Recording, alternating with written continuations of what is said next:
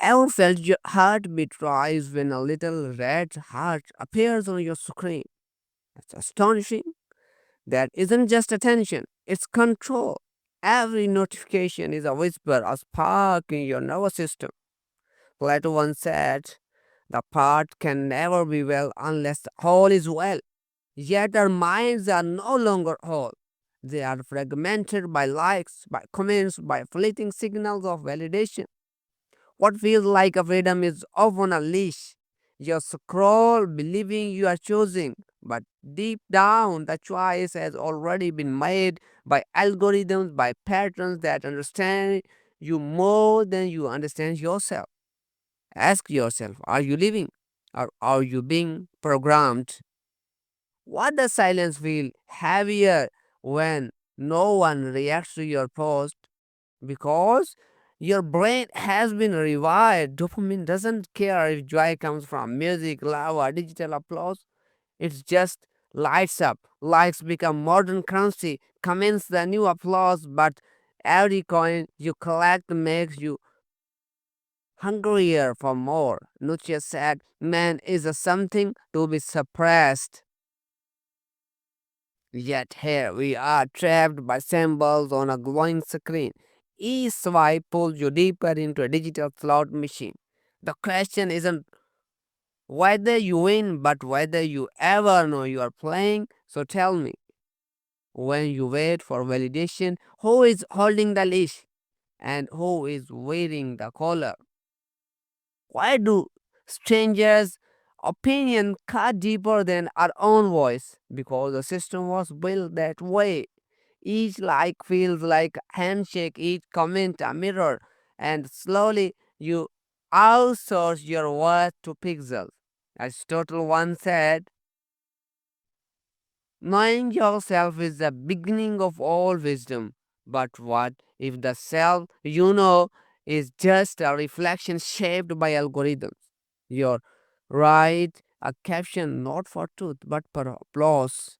Your post an image not for memory but for performance. The mind becomes a theater, the audience invisible, and the actor a stranger wearing your face. So ask when the crowd claps, is it really you? They are applauding.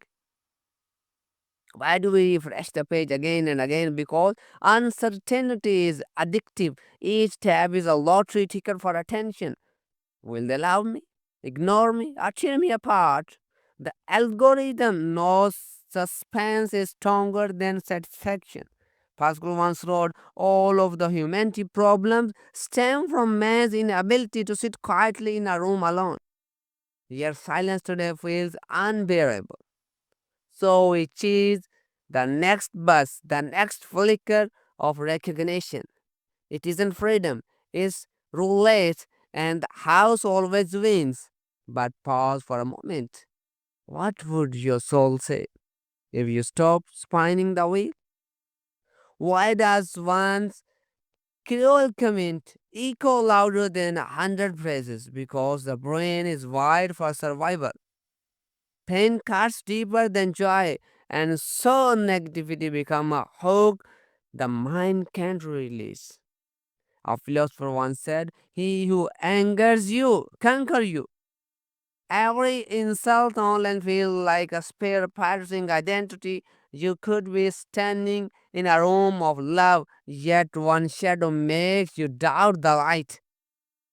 This is the architecture of digital control. Validation lifts you, criticism changes you. So ask yourself when the battlefield is your own heart, who is the enemy you are truly fighting?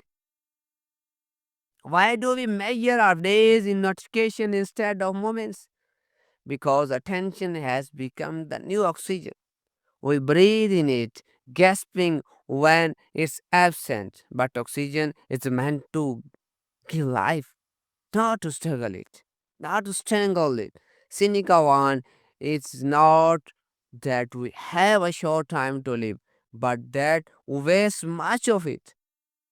What greater waste than trading memories of Matrix? A sunset missed, a child's laughter unheard, all of the glow of the screen. Modern chains don't rattle, they vibrate, and each buzz whispers, "You belong to me." But tell me, what would your life look like if no one could count it? Why do we feel invisible when the feed moves on? Because in the digital kingdom, memory is disposable.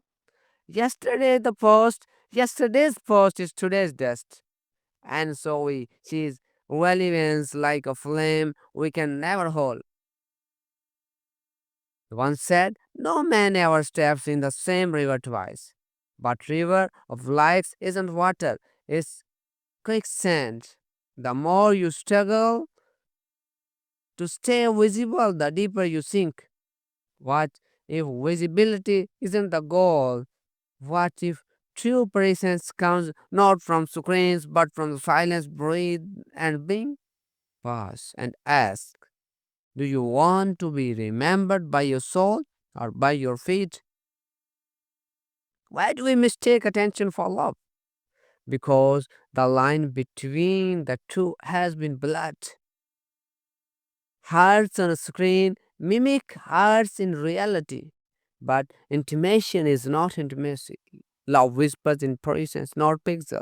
Rumi once wrote, try to accept the changing seasons of your heart, even if they come with sorrow. Yet online, which is only summer, eternal bloom, endless applause, but a garden without winter grows, shallow roots. Attention feeds the ego.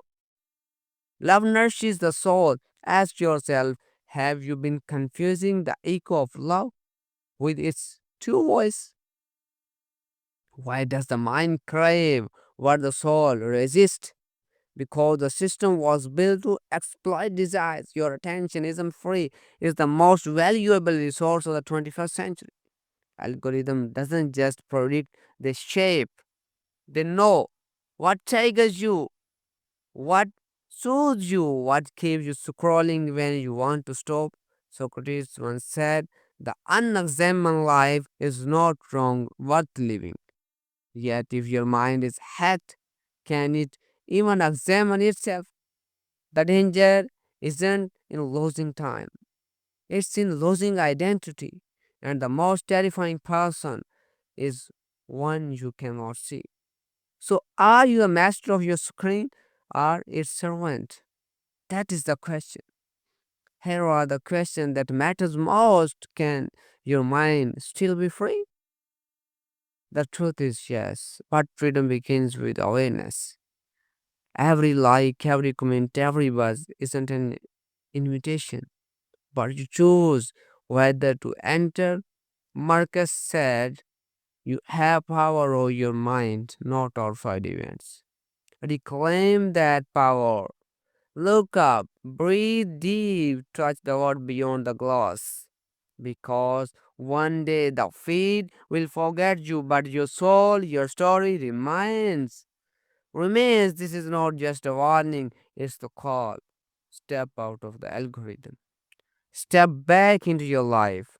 The world is waiting. The choice is yours. It's all from my side.